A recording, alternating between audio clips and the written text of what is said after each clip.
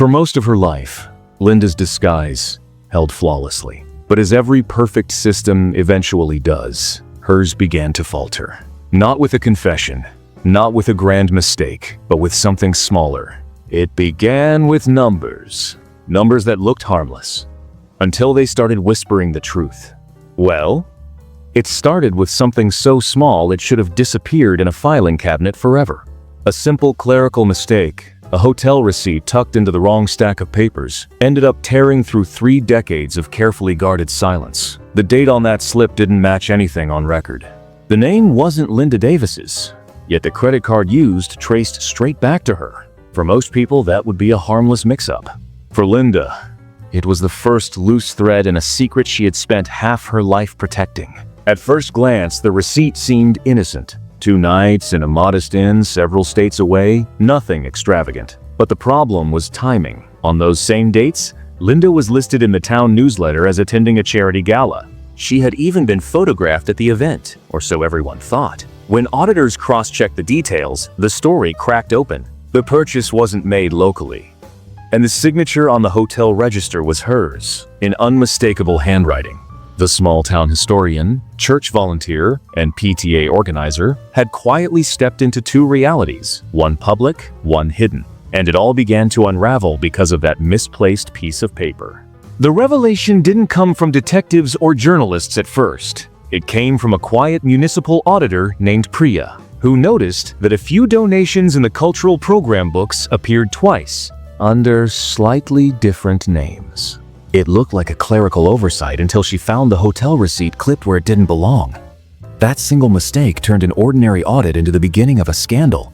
As Priya dug deeper, she discovered that the more she tried to make the numbers line up, the less sense they made. Duplicated donors, wire transfers to unregistered accounts, and entries that seemed to lead nowhere. Every trace pointed back to Linda's desk at the Historical Society. That's when the realization struck. This wasn't a momentary lapse. These records stretched back decades. Someone had been orchestrating the details with precision, hiding in plain sight. And so, the question emerged.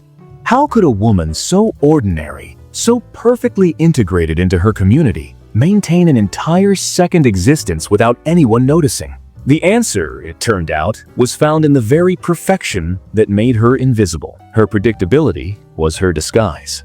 That leads us to where it all began. The life everyone thought they knew. Before the whispers, before the audits and rumors, Linda Ruth Davis was the definition of stability. Her neighbors described her as calm, polite, and incapable of surprise. She lived in a pale blue house, trimmed with white shutters, the kind that caught morning sunlight just right. Her garden always looked freshly tended. Even the hedges seemed to reflect her discipline. In a town where people measured worth by consistency, Linda was their model citizen. Every Sunday, she sat in the same pew at church, smiling the same gentle smile.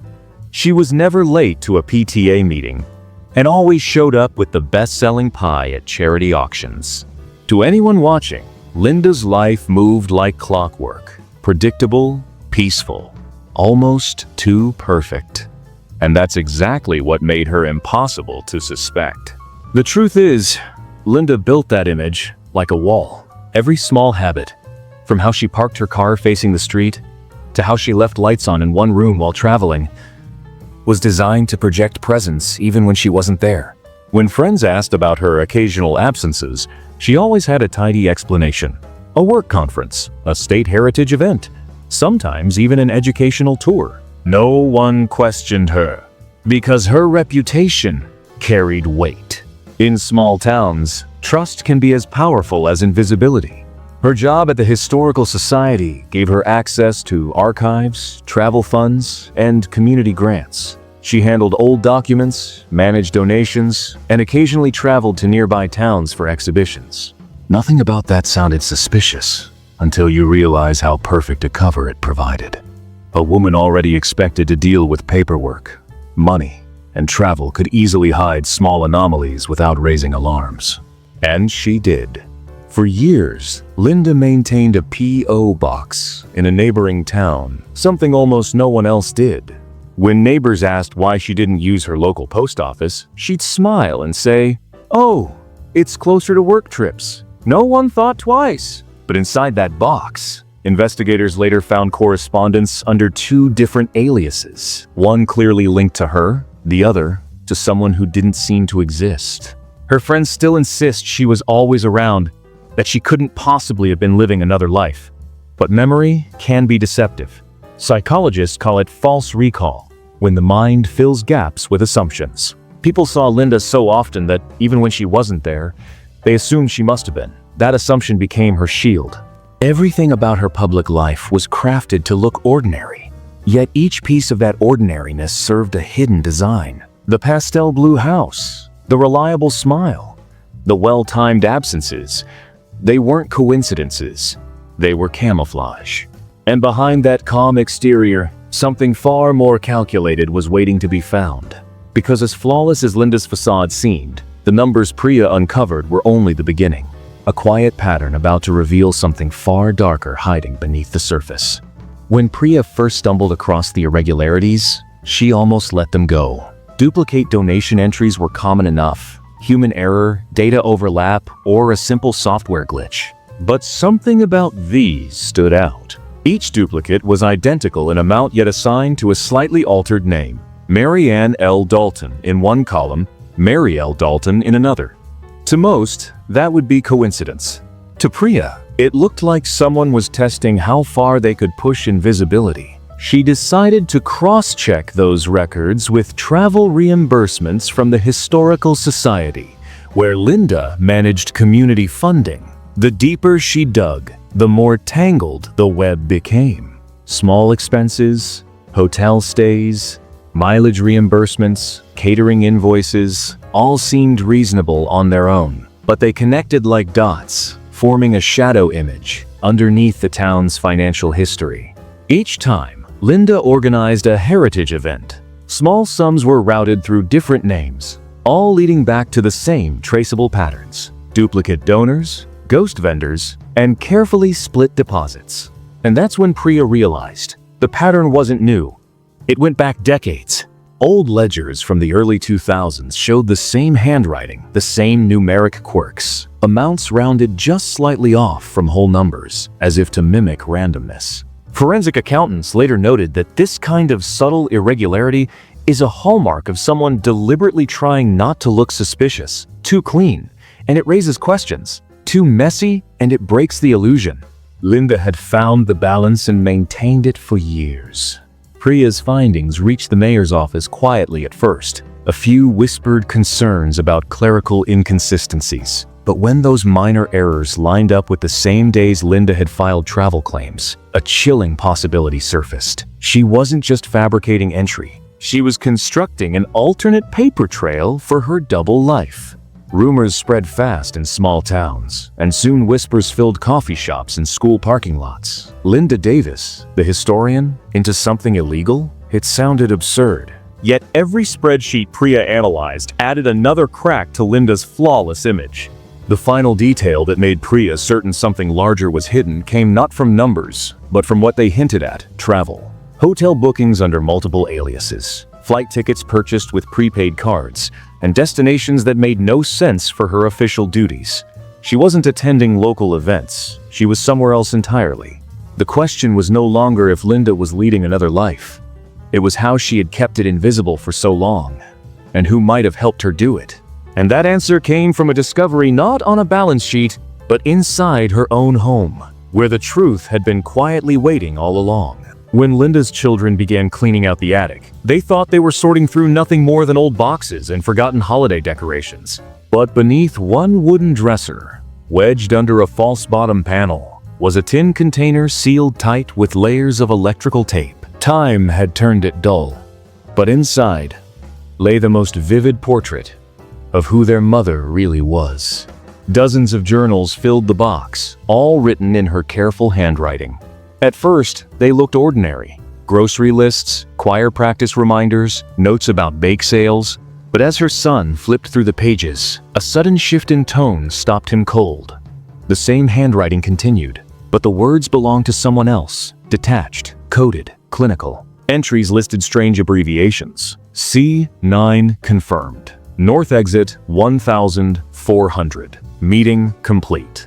Investigators later reconstructed the journals into a timeline, discovering something startling. On weekends, when Linda appeared in local newsletters for hosting community events, her coded entries placed her hundreds of miles away. Bank deposits matched those same dates. In one chilling instance, Easter of 1994, neighbors swore they saw her in church, but hotel records under her alias showed she had checked into a motel 3 states away. It was as though 2 versions of Linda existed simultaneously, one public, one hidden, both operating seamlessly. Then came the passports. Tucked in a locked box at the bank, investigators found 2, one under her legal name, the other forged but remarkably convincing. How she obtained it remains a mystery, but handwriting experts and travel logs confirmed that both bore her signature. The fake passport held stamps from multiple states, and on a few occasions, from small foreign entries used primarily for border testing or secondary identities. Someone had taught her how to move unseen. Psychologists who later examined her case described it as a masterclass in compartmentalization. Linda kept both worlds perfectly separated. Even her writing system reflected discipline, alternating ink colors to distinguish personas, switching tone mid-sentence to remind herself who she was supposed to be at that moment. Notes in the margins served as personal warnings. Never cross address, family circle sealed. These weren't poetic phrases, they were operational rules, reminders that her 2 lives could never touch. Her journals suggested a constant balancing act between affection and deception, between the life she lived and the one she performed. She wrote, not like someone escaping reality, but like someone maintaining it. Each false bank account, each coded note, each fabricated memory was a thread in the web she couldn't afford to tear. The discovery of those journals transformed the whispers into confirmation. Linda wasn't just hiding something small. She was orchestrating a second existence with military precision. And if she had the discipline to live that double life for decades, then surely she wasn't doing it alone. Because hidden between those entries, another name appeared again and again, one that didn't belong to Linda, but seemed to shadow every move she made. That name was M.R., and it would change everything. The name M.R. first appeared in Linda's journals like a shadow signature, never explained, never expanded, just there. At first, it seemed trivial.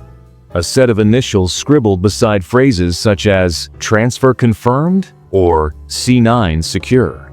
But as investigators mapped her entries, MR appeared again and again, always circling her most secretive activities. Whoever this person was, they weren't an afterthought. They were central to how Linda's second life functioned. When authorities began re-examining her office at the Historical Society, they unearthed a small wooden box tucked behind a stack of archive folders. Inside were faded envelopes that didn't belong to any historical collection. Each bore the same style of looping handwriting, but the messages inside were written in 2 distinct hands, one unmistakably Linda's, and the other signed simply M. Most were mundane in tone, speaking in the language of logistics, times, dates, meeting spots disguised as civic projects. But hidden within the phrasing were deliberate codes. One letter read, "Library lights off at 9 p.m. C. 9 remains." Another, "North exits safe. Photograph due next quarter." To outsiders, nonsense. To Linda, instructions. Then came the photograph that pulled the curtain wider. It was found wedged between antique letters intended for public display, a black and white image of 3 people standing before a diner. Though the faces were slightly blurred, Linda's posture, chin tilted, shoulders squared, was unmistakable. Beside her stood a tall man, matching descriptions of someone colleagues recalled seeing once, briefly, near the train station.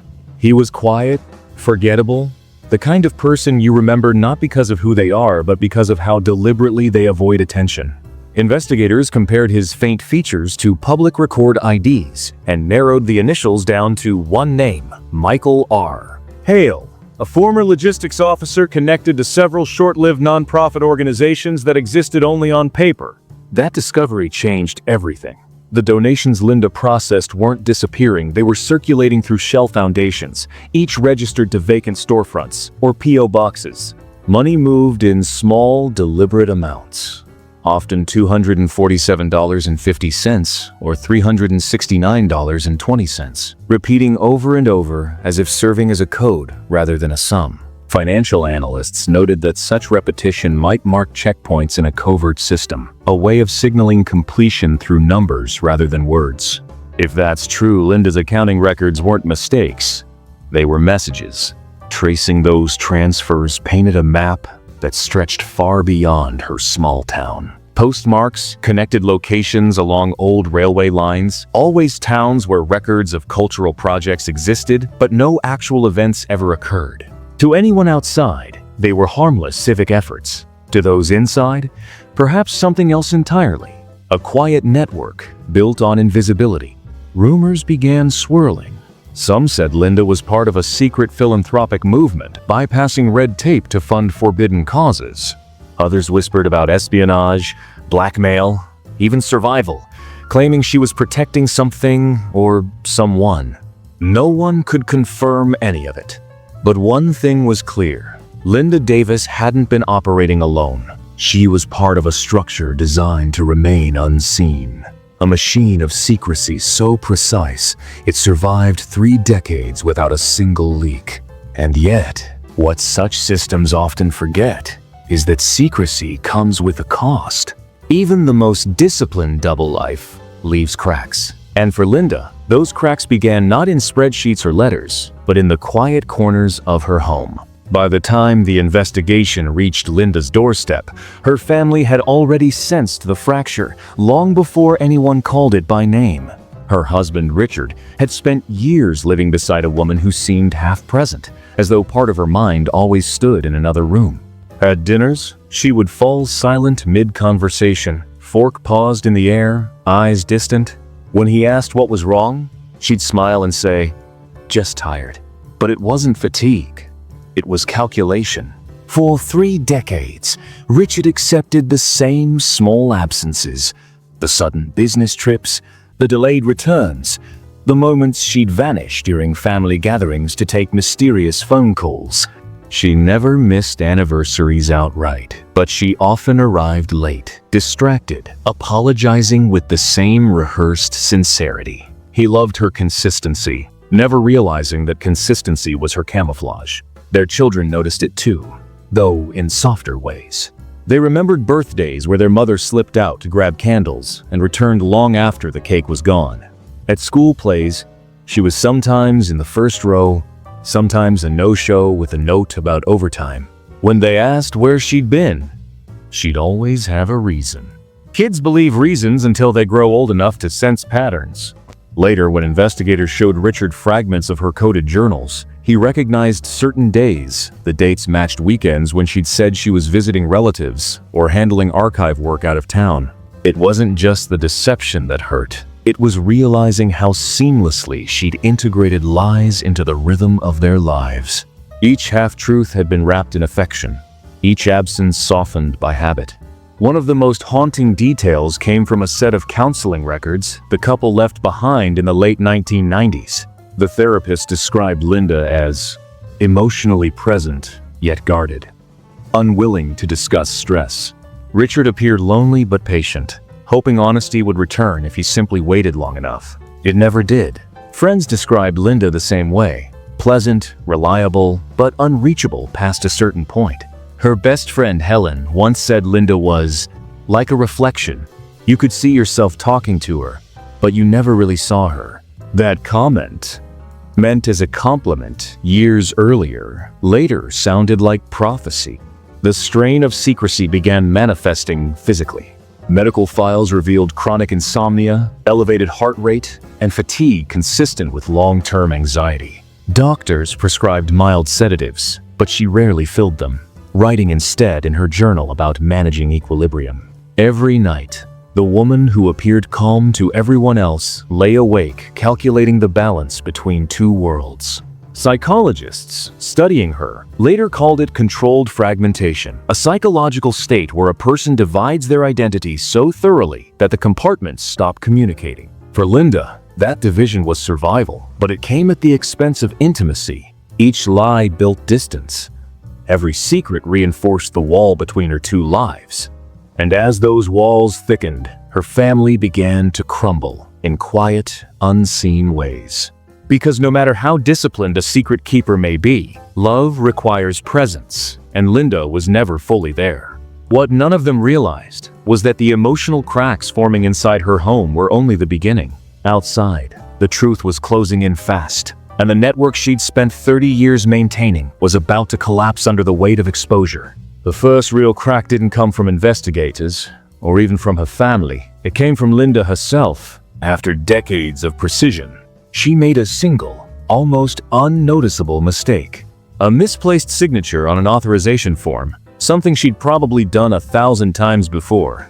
Only this time, she signed not as Linda Davis, but with the initials MR. At first, the bank clerk who spotted it thought little of it, assuming she had been distracted. But protocol demanded a verification call. When the call reached her office, Linda was calm, too calm. She corrected the signature, thanked them for catching it, and even laughed it off. But when she hung up, she didn't move for almost an hour. Her co-workers later recalled that she sat motionless at her desk, staring at her hands, as if realizing the inevitability of what was coming. What followed was a slow, almost poetic collapse. The town's financial audits, triggered months earlier by Priya's findings, began turning up more than just numerical anomalies. Archived documents, previously considered routine, now looked suspicious in light of the coded ledgers. Cross-referencing timestamps revealed impossible overlaps. Linda appearing to authorize transactions from 2 locations at the same time. Her colleagues began whispering again, but this time the tone had changed. It wasn't speculation. It was quiet dread. They couldn't decide what was more disturbing. The fact that Linda might have orchestrated all of it, or that she had done it so effortlessly. No one wanted to believe the woman who organized the town's history exhibits, who remembered everyone's birthdays, could also be the architect of a shadow network. As evidence mounted, Linda's behavior grew erratic. She stopped attending meetings. She started deleting files that had no apparent relevance to the investigation, personal photos, drafts of newsletters, even grocery lists. It was as though she was erasing herself, piece by piece. The defining moment came one rainy afternoon when officers arrived with a warrant to search her office. She greeted them at the door, polite as ever, and calmly stepped aside. When asked if she understood why they were there, she smiled faintly and said, "It was bound to happen." That was the last recorded statement she ever made publicly. Inside her desk drawer, investigators found a final notebook. Unlike the earlier ones filled with codes and plans, this one was different. It contained a single paragraph written neatly across the first page. The story is complete. It was never about deception. It was about preservation. What we save and what we erase define the same truth. No one knows exactly what she meant. Some interpreted it as a confession, others as defiance. But one line stood out to everyone who read it. Every life needs 2 versions, the one you live and the one you protect. A week later, Linda disappeared. No forwarding address, no bank activity, no digital trace. Neighbors recalled seeing her car parked outside the library that evening, but by morning, it was gone. To this day, no official record confirms where she went, or if she ever meant to come back. But what investigators found next suggested she had no intention of vanishing forever, because hidden among her files was something far more chilling: a map. A map leading not away from her past, but straight back into it. Months passed, and the town slowly returned to routine. The Historical Society reopened under new management. The donation programs were restructured, and Linda Davis became a ghost story whispered about in cafes and town halls. But then the letters began arriving. Each was postmarked from different states: Ohio, Kansas, Oregon, and addressed to her children, her husband, and even Priya. The handwriting matched Linda's perfectly, though none were signed. Each message was brief, cryptic, and oddly intimate. One read, "Don't let them tell you who I was." Another, "The truth isn't in what I took, it's in what I left behind." Investigators traced the letters but found no return address that led anywhere. It was as though she had anticipated every attempt to find her. Her husband, Richard, refused to believe she was alive at first. But when he received his own letter, postmarked exactly 1 year after her disappearance, he changed his mind. Inside was a photo, an old picture of them taken at the county fair decades earlier. On the back, she'd written, "One version of us was real." The image reignited speculation nationwide. Journalists, documentarians, and amateur sleuths descended on the story, each crafting their own version of who Linda Davis really was. Some called her a fraud, others a genius. But to those who had known her best, she remained something harder to define. A woman who had lived entirely in the spaces between truth and illusion. Priya, the woman who had first uncovered the inconsistencies, published a reflective article years later. She wrote that what haunted her most wasn't Linda's deception, but her control. She wasn't improvising, Priya noted. She built her life like a novel, every chapter crafted, every loose end deliberate. Even her disappearance felt written. The case file remains technically open, though law enforcement quietly refers to it as dormant. Occasionally, new leads surface, unverified sightings, accounts of a woman fitting her description, living quietly under a different name. But nothing concrete has ever been proven. What remains, however, are the echoes she left behind, an archive of contradiction. A woman who devoted her life to preserving history, but couldn't live honestly within her own. A mother who loved deeply but lied effortlessly. A civic leader whose greatest achievement was her ability to vanish without ever truly leaving. Even now, her journals continue to be studied by forensic linguists and psychologists. Some see them as evidence of a pathological need for control. Others interpret them as the desperate work of someone who believed she was protecting more than herself. Whatever the truth, one thing is certain. Linda Davis mastered the art of invisibility until her own story turned into a legend no one could erase. And perhaps that's what she wanted all along. Because for someone like Linda, being remembered as a mystery might have been the truest form of immortality she could ever create.